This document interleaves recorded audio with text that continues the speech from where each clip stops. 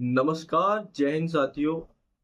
देशनामा की राजनीतिक चर्चा में एक बार आपका फिर से स्वागत है। मैं असद शेख आज फिर से एक और बहुत ज़रूरी और देश भर में चर्चा बने हुए मुद्दे पर आपसे अपने विचार साझा करने आया हूँ। आज हुआ ये कि देश की संसद के लोकसभा के विपक्ष के नेता राहुल गांधी ने एक प्रेस कॉन्फ्रेंस की। हालांकि प्रेस कॉन्फ्रेंस का चलन देश में कम हो गया, लेकिन विपक्षी नेता ने एक प्रेस कॉन्फ्रेंस की और उस प्रेस कॉन्फ्रेंस का जो लबोलुबाब था, जो उसका विलेन था, उस प्रेस कॉन्फ्रेंस के विलेन थे बीजेपी और चुनाव आयोग।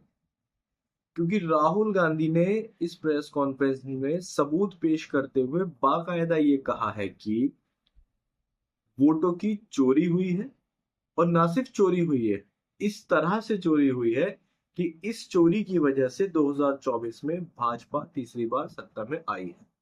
और इस चीज को उन्होंने कुछ फैक्चुअल चीजों के साथ साझा किया है, जिससे पूरे देश में राजनीतिक हड़कंप मच गया है। भाजपा पूरी तरह से बैकफुट पर चली गई है और राहुल गांधी को लेकर तरह तरह के हैशटैग सोशल मीडिया साइट्स पर चालू हो गए हैं कि हाँ, ये लोकतंत्र के साथ ऐसा हुआ है, लोग वगैरह वगैरह चीजें वहां पे शुरू हो गई है। राहुल गांधी ने कुछ सीटों का हवाला दिया, जिसमें से एक सीट है महादेवपुरा बेंगलोर सीट।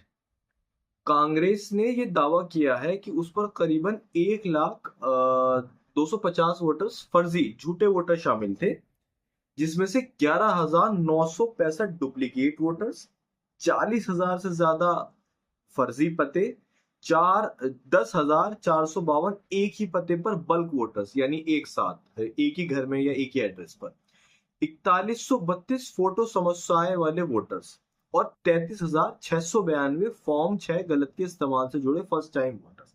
ये एक सीट का आंकड़ा है दोस्तों। जैसा कि आपको पता है, 545 लोकसभा सीटों में से ये एक सीट का एक नमूना उन्होंने पेश किया है। और ना सिर्फ पेश किया, बल्कि प्रेस कॉन्फ्रेंस में एक बहुत बड़ी स्क्रीन लगाते हुए उन्होंने ये सारी चीजें बताई है और लोगों से साझा की है। किसने? राहुल गांधी ने। हाउस नंबर 35 सिंगल बेडरूम का घर है, 80 वोटर रह रहे हैं उसमें, अलग अलग नाम, अलग अलग परिवार। और जब हम वहां जाते हैं हमें बताया जाता है यहाँ पे 80 लोग नहीं रहते, यहाँ पे ये लोग हैं ही नहीं, कोई नहीं जानता इनको। चुनाव आयोग और बीजेपी की साख पर जितना मैं समझ पा रहा हूँ, पिछले 75 सालों से, 78 सालों से जब चुनाव आयोग का गठन हुआ है, ये अब तक का सबसे बड़ा हमला है। क्योंकि ये फैक्ट्स के साथ एक नेता विपक्ष प्रधानमंत्री के बरक्स नेता होता है, जो उनके खिलाफ या उनके योजनाओं के खिलाफ बोलता है, वो उसने इस तरह के आरोप लगाए। ऐसा ना ही पहले कभी हुआ है और ना ही किसी नेता ने इस तरह के इतने बड़े आरोप चुनाव आयोग पर लगाए। राहुल गांधी ने अगला पॉइंट क्या बोला है? प्रेस कॉन्फ्रेंस में उन्होंने ये भी दावा किया है कि महाराष्ट्र विधानसभा में 40 लाख नए वोटर अनियमित तौर पर जोड़े गए थे। आपको इस वाली बात से केजरीवाल जी की वो प्रेस कॉन्फ्रेंस भी याद आ रही होगी, जो दिल्ली चुनावों की घोषणा से पहले उन्होंने डेटा बाकायदा पेश करते हुए कहा था कि इस सीट पर इतने वोटर्स को जोड़ा गया है, इस सीट पर इतने वोटर्स को वोट काट दिए गए हैं, जबकि वो वहां पे मौजूद थे। आज हम आपके सामने कुछ ऐसे लोगों को पेश कर रहे हैं जिन लोगों के नाम कटे हुए हैं, नाम काटने की एप्लीकेशन दी गई, लेकिन वो लोग मौजूद हैं, वहीं रह रहे हैं। ये सब वो लोग हैं। उपेंद्र जी, आप ए 334 में ही रहते हैं, तो आप शिफ्ट तो नहीं हुए वहां से? वहीं पे रहते हैं आप? अपना कोई वो कार्ड वार्ड लाए हैं साथ? ये इनका कार्ड है, ये वहीं रहते हैं। हालांकि उस वक्त भी इस पर काफी चर्चा हुई थी, लेकिन कांग्रेस के नेता या और बड़े नेताओं ने इस पर गौर नहीं किया था। लेकिन अब इसी तरह की बात राहुल गांधी ना सिर्फ कर रहे हैं, बल्कि बहुत अच्छी तरह से भाजपा यानी केंद्र सरकार को घेरने का काम उन्होंने किया है। राहुल गांधी यही नहीं रुके, उन्होंने रात में जैसे ही शाम बीती इस प्रेस कॉन्फ्रेंस के बाद, इंडिया गठबंधन के तमाम सीनियर लीडर्स को अपने घर पर डिनर पर बुलाया।